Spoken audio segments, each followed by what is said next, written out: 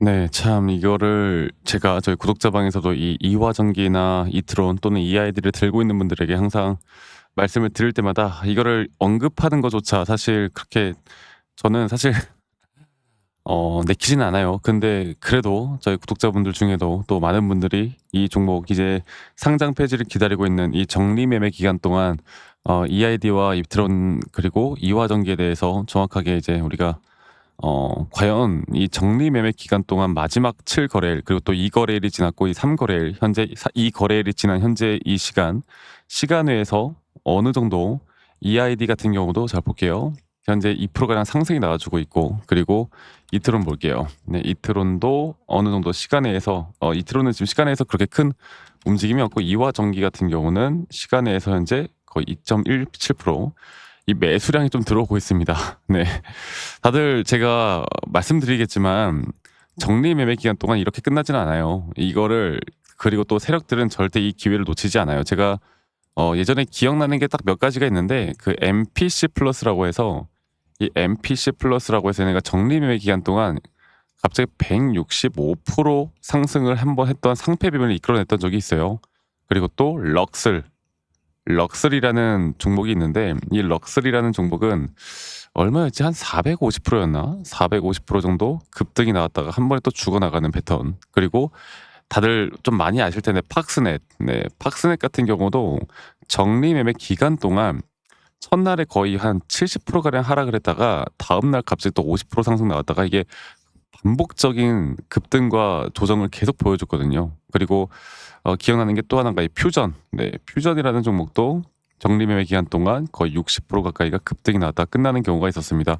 그리고 제가 한 가지 더 이야기 드리고 싶은 게 이 적리 매매가 끝난 뒤에 오히려 이 상장 폐지 이후에 여러분들 이런 지금 보시면 이화전기가 92원이고 EID가 11원이었나 아까 보니까 볼게요. EID가 50원, EID가 50원 그리고 지금 볼게요. 이트론이 11원이었나 그랬던 것 같은데 이게 뭐 10, 요즘 제가 살면서 10원짜리 동전을 안 본 지가 꽤 된 것 같은데 10원짜리 동전 하나로 이 한 주를 살 수 있는 가격이에요. 이런 기업을 여러분들 우리가 조금 더 살펴보면 나중에 이 장외 거래에서 이거를 일부러 매수하시는 분들이 있어 있대. 일부러 이 물량을 막 10원대에서 담은 다음에 적리 매매 기간 동안 이거 분명 상패 한번 상패 비용 한번 오거든요. 그러니까 여기까지 그냥 내가 들고 있다가 이 싼 가격을 오히려 이 장외 거래에서 매도를 하시는 분들이 많다고. 이 정도까지 떨어지면. 그래서 제가 앞으로 이거 상장 폐지 이후에도 이 장외 거래 매매에 대한 부분들도 여러분들과 함께 이야기를 할 거니까요. 여러분들 영상 끝까지 시청하시길 바랄게요. 자, 보시면 그래서 일단 시간에서 상승이 나와주고 있죠. 그리고 이트론 같은 경우는 뭐 최근 정말 긴 기간 동안 거래 정지가 되다가 2023년 3년부터 거래 정지가 되다가 이제서야 300원대 주가가 지금 11원까지 떨어졌습니다. 그리고 오늘 이 흐름에 오늘은 추가적인 하락보다 21% 정도 거래량도 어느 정도 터졌다라는 건 이 매수에 대한 부분들도 분명히 있다라는 거거든요. 그러니까 한 가지 알아야 되는 게 EID도 볼게요. EID도 보면은 이제 오늘 96% 가까이 하락을 그러니까 이게 EID는 오늘 이제 된 거죠. 이게 날짜가 좀 달라요. 이 다음 주 이제 화요일, 수요일 이렇게 날짜가 상장 폐지 날짜가 달라요. 오늘 96% 가까이 하락을 했어요. 이거는 뭐 어쩔 수 없는 건데 거래량이 터졌던 거래량 그리고 또 이러한 거래량이라는 건 시간 그러니까 단일가 매매를 하더라도 이렇게 하락에 대한 부분들만 있으면 사실 거래량이 많이 터지지 않으면서 96% 하락이 나오거든. 근데 이거를 바닥에서 분명 받아준 애들이 있었다라는 거야. 그리고 내가 어디 말했지? 이화전기 볼게요. 이화전기 또한 오늘 하락폭이 마이너스 2%로 이게 지금 가장 뭔가 이게 약간 수상스러운 부분들이 있는데 오늘 마이너스 2%로 이렇게 마감이 되는데 어느 정도 거래량이 터졌다라는 건 이게 매수세가 확실하게 받아주고 있다라는 거예요. 그래서 제가 이 세 종목을 여러분들과 지금 이제 남은 이 적립 매매 기간 동안 여기에 대한 상패 그리고 이런 것들을 우리가 조금 더 확실하게 타점을 좀 잡아 보면요. 자, 이화전기 볼게요. 제가 그러니까 이거를 이제 어떻게 해야 될지 모르는 분들이 많아. 이화전기가 이제 끝난 뒤에 거래량이 터지면서 이게 거래 정지 기간이 안 나온 거예요. 이렇게 하락을 하면서 92원 마무리했는데 이제 우리가 이제 여기 단계에서 전 내일부터 어느 정도 거래량이 다시 한번 터지는지, 또 이 자리에서 확실한 고점에 대한 시그널, 그리고 이 상패 빔이라는 게 오늘 하루 동안 몇 프로가 올라갈지 모르는 거예요. 거기에 대한 신호나 알림들, 그리고 정리 매매 기간 동안, 저는 그 EID 같은 경우도 정리 매매 기간 동안 지금 이거로 다시 볼게요. 정리 매매 기간 동안 92원, 또 이트론 같은 경우 11원이잖아. 이게 좀 기업 가치를 좀 보고, 뭐 물론 기업이 좋았으면 상장 폐지 안 당했겠지. 근데 적어도 우리가 장외 거래에서 이 정도 이상의 가격을 받을 수 있는 종목이라면, 지금 저는 어느 정도 이 10원짜리 동전주, 말도 안 되는 가격, 이거 장외 거래에서 우리가 어떻게 거래해야 될 때, 어떻게 거래를 해야 될지, 아니면 이게 상패 빔으로 한번 쏠 때 내가 매도를 해야 되는지를 정확하게 좀 파악을 할게요.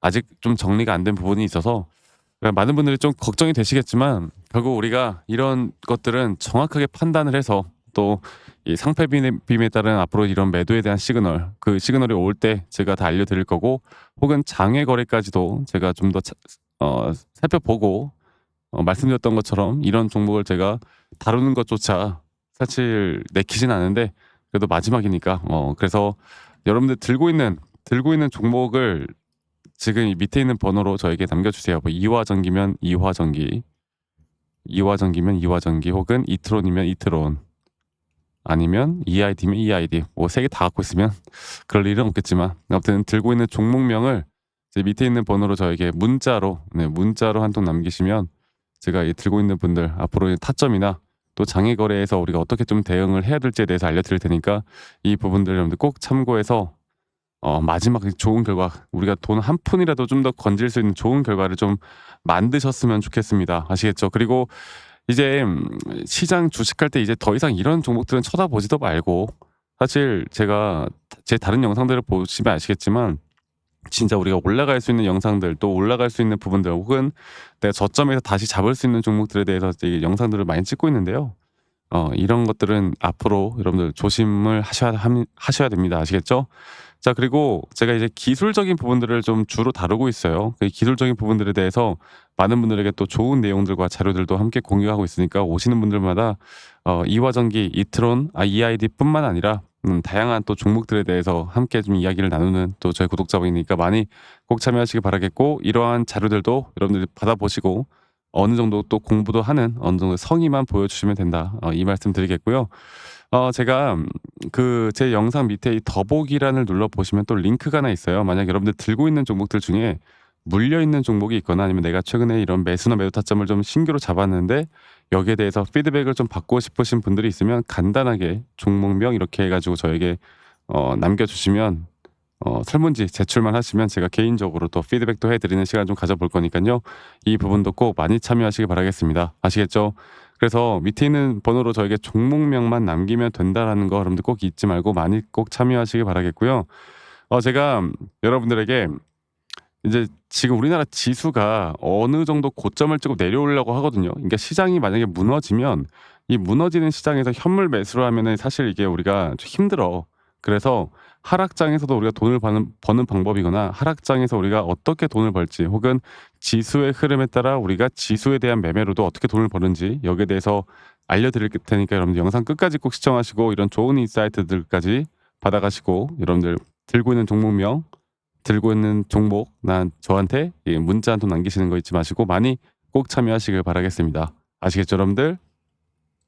네, 여러분, 영상 끝까지 또 시청하신 우리 시청자분들을 위해서 제가 이 코스피 또는 나스닥, 이 지수의 흐름에 따라 우리가 하락장에서도 돈을 벌 수 있는 방법들에 대해서 좀 이야기를 해드릴까 하는데, 코스피 지수 같은 경우는 이걸 좀 볼게요. 코스피 지수가 최근 7월 31일에 분명 이렇게 고점을 찍었지만, 최근에 이렇게 고점을 돌파하는 단계에서 분명 주가의 가격은 상승이 나왔지만, 보시는 것처럼 RSI 고점이 계속 낮아지는, 그리고 일반적으로 이런 자리에서 고점을 넘겼을 때 일반적으로 주가의 가격은 상승이 나왔지만, 이런 RSI가 하락하는 그런 단계에선 하락이 나올 가능성이 한 거의 80% 가까이 됩니다. 근데 그런데도 불구하고 주가가 한 번 더 고점을 뚫었단 말이죠. 그리고 그런데도 불구하고 RSI는 또다시 하락이 나오는, 우리가 이런 걸 뭐라고 한다고? 더블 다이버전스가 나왔다.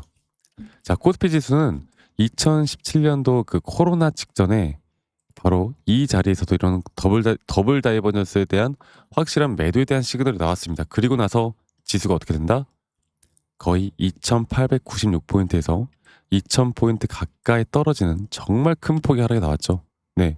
그 뒤에 또다시 이렇게 하락이 나오는 정말 큰 폭의 하락. 그리고 지금 이제 이 단계에서 이제 우리가 봐야 되는 게 뭐냐면 결국에 이런 고점에 대한 부분들 또 앞으로 코스피 지수에 따라 앞으로 이런 흐름들을 좀 만들어 나갈 때 자 그리고 앞으로 이런 정확한 하락이 나올 때 우리가 어떻게 수익을 볼 수 있을까에 대한 고민을 해 보셔야 돼요.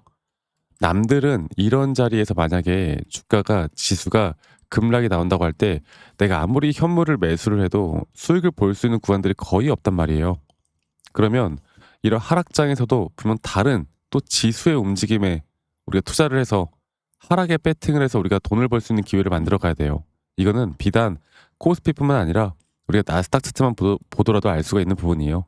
나스닥 차트를 보더라도 이런 단기적인 상승에 대한 임펄스 파동이 나왔기 때문에 지금 나스닥도 이제 우리가 9월 달 있을 금리나 또 최근에 여러 가지 관세에 대한 이슈들 또 불확실성들 또 최근에 알리바바에서 뭐 엔비디아 H20 칩을 어떻게 한다? 지금 뭐 개발한다는 소식에 약세장으로 막 끝나고 지금 난리가 났잖아요. 그 딥시크 터졌을 때도 보면 지수가 여기서 여기까지 크게 빠졌단 말이야. 딥시크 터졌을 때도.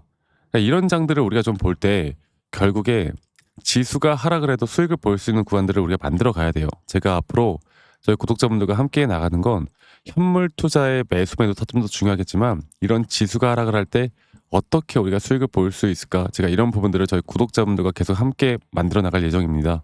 아시겠죠? 지금 오히려 우리가 수익을 볼 수 있는 고점에 대한 구간들 앞으로 하락할 때 내가 수익을 어떻게 볼 수 있을지에 대한 너무나 좋은 타이밍이기 때문에 이런 부분들 여러분들 놓치지 말고 저와 함께 나가면서 이런 부분들에 대해서 이제 좀 도움을 받고 싶다라고 하시면 말씀드렸던 대로 밑에 있는 번호로 저에게 지수라고 합시다. 지수라고만 문자 한 통 남기시면 되겠습니다. 아시겠죠? 지수라고 문자 한 통 남기시면 되겠고 말씀드렸던 대로 저희 구독자분들과 제가 함께하고 있으니까요. 구독, 좋아요 한 번씩만 눌러주시고 앞으로 우리는 하락을 하던 상승을 하던 어떻게 우리가 이런 타점을 정확하게 잡을 수 있을까에 대해서 고민을 많이 해봐야 돼요. 그리고 제가 본 영상에서도 말씀을 드렸지만 결국에 우리는 이런 기준과 원칙을 어떻게 세워나가고 이런 기준과 원칙에 따라 매수나 매도에 대한 시그널을 정확하게 판단을 해야 되고 그리고 우리의 기준과 원칙이 확률이 높은 자리라고 할 때 이런 확률이 높은 자리에서 우리가 반복적인 매매를 하는 게 정말 중요합니다. 네. 그래서 하락을 할 때나 상승을 할 때나 우리가 이 두 가지 또는 내가 만약에 현물을 매수해서 약간의 불안감이 든다고 했을 때 또다시 이런 해치 물량들을 어떻게 보면 선물 시장의 숏이라고 하죠. 이 숏 물량들을 좀 잡고 있는 게 정말 안전하게 또 우리가 수익을 볼 수 있는 그런 전략이 될 수가 있기 때문에 이러한 부분들 여러분들 놓치지 말고 여기에 대해서 궁금하거나 저와 함께 좀 해나가고 싶다라고 하시는 분들은 지수라고만 밑에 있는 번호로 저에게 문자 한 통 남기시고 이런 도움들 꼭 받아가시길 바랄게요. 아시겠죠 여러분들?